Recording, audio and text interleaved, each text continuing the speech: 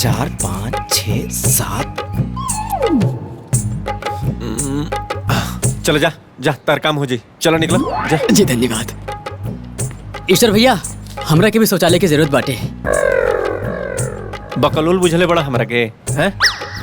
इ तार सरकार मौसा की तार 2 साली शौचालय बनवा दी। अरे तू अपन बाबूजी के नाम फाड़ के लेल बड़े तो तोरा के शौचालय मिल जाई। जानतर के ना कि जेकर नाम पर होला राशन कार्ड वही के शौचालय मिलेला। उ सब छोड़, पैसा लेल बड़ा ना भैया। पैसा नहीं लेल तो का करेल बड़ा। चल भाग। सब के हमार बात ध्यान से सुन ले। जेकरा लगे पैसा बाटे ओकर शौच भाई सरकार पास कर। ऐसे कि एकरा ऊपरों भी हमारा देवे के पड़ेला, जवाब माल देवे के पड़ेला। जब हमारा के देबा जा तबे न हम आगे देम। बेटवा हमारे खातिर भी शौचालय पास करा दा। अब जाने लो, जब नौकी दुल्हनिया लोटा लेके बाहर जाली ना तो बड़ा खराब लगेला।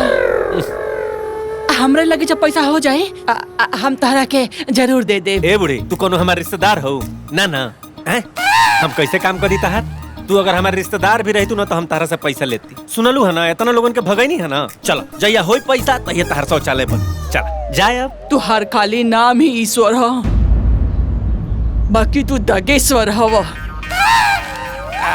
ठीक बा, तू जा ले। अरे को हाली बोली जेकर लगे पैसा बाऊ आओ आगे, न तो निकल जाए यहाँ से बिना माल के कुछ हो ना। चलो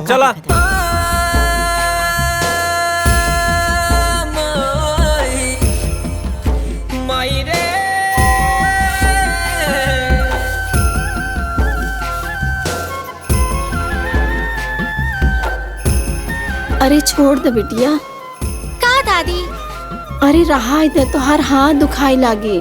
तू इतना काम कर करके थक जालू ना। अब माई ता कुछ काम ना करेली, अब तू इतना काम कैसे कर ले लू? हमरा के तो समझ में नहीं के आवत कि तू ये घर के मालकिन हो कि नौकरानी।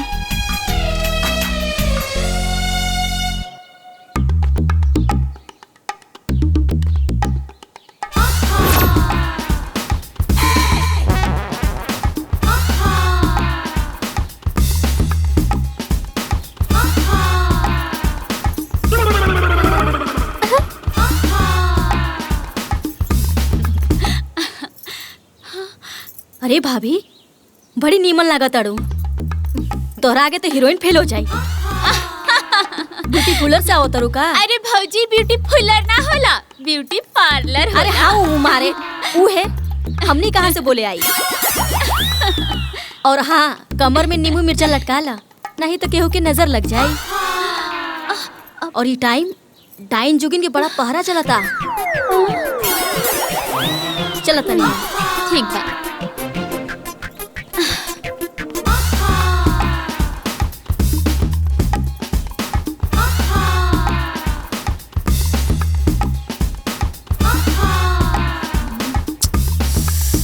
ए दुल्हन, जौन शैम्पुआ काले रहनी है ले आइलू हा। अम्मा जी पैसा ना रहल, यही से ना ला पम्मी। अगला हफ्ता ले आई। इतना सामान खरीदे खातिर पैसा रहे, बाकी 50 रुपए के शैम्पू खरीदे खातिर पैसा ना रहे। ढेर बोलबू, बहुत जबान चले लगल हाथ का तहर। आवेदा पापा के शिकायत करता नहीं।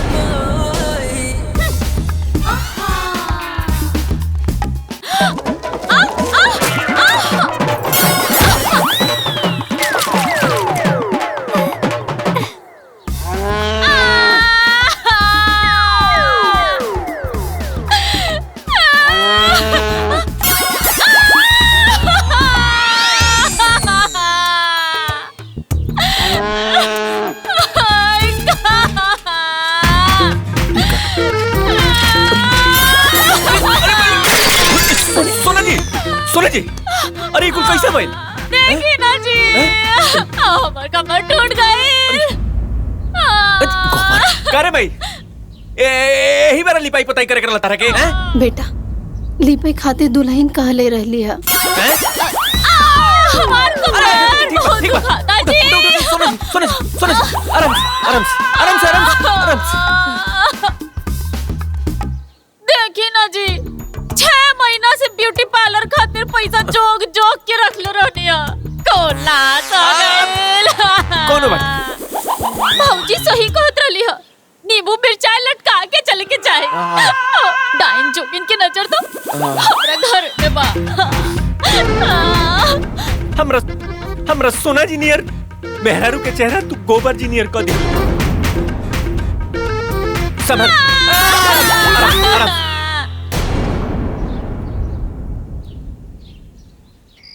माई रे माई, दादा दादा, आई हो दादा, बहुत दर्द होता जी। हाथ हटाई। हई जा। कौना धनिया के नजर लग गई जी। सोना जी आप आराम से रही। देखिए हमरो के बहुत दुख होता है। आपे तेरे मत करी था। पता बा डॉक्टर कहले बा खूब बढ़िया से सेकाई करबो न, तू देख लिया काल ले आपके आराम मिल जाई। हई जा।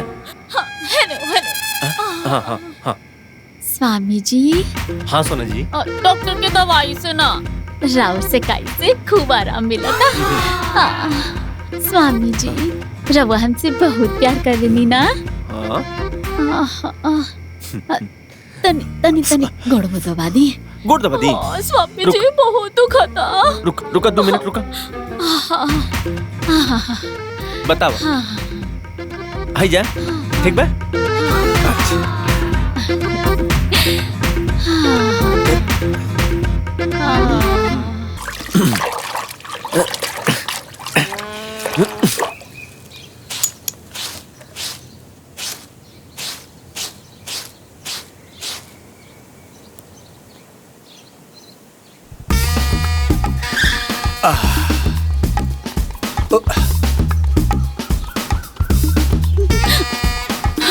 उतर जा गोलू।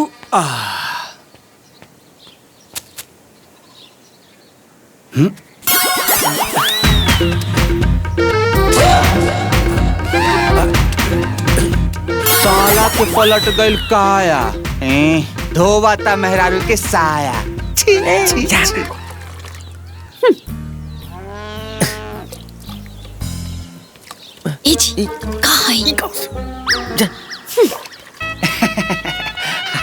सासू माँ हिने आवा।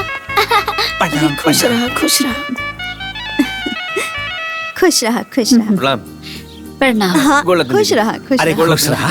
प्रणाम।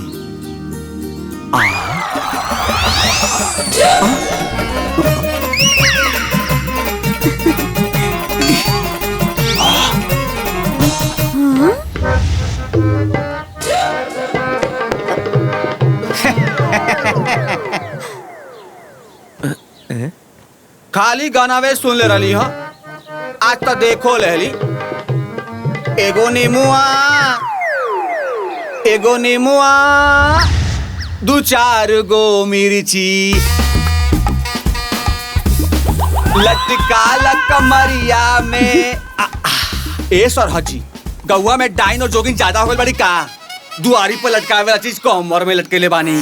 जी मेहमान जी, भगत जी कहले रहले कि रिश्तेदार के रूप में डाइन जोगिन आई। रिश्तेदार से बच के रहे के बाद। ए दुल्हन, तब तू अपन तनी भाई भौजाई से भी बच के ही रही है।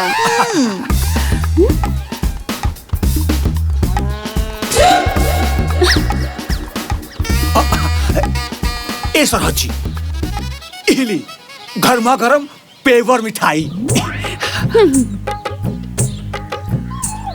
ई का मेहमान जी, ई आधा किलो मिठाई लैला से बढ़िया तो रहुआ खाली हाथ आईती।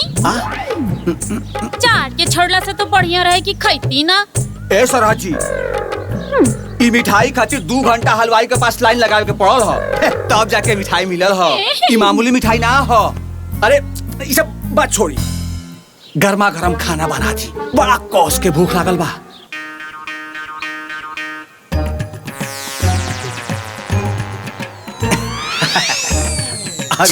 अंदर चलो। कपड़ा लता था अच्छा धो ले थोड़ा। जाई आपको चली। हाँ, चल पानी पियल जा। अरे पेट के मारले ना हवा।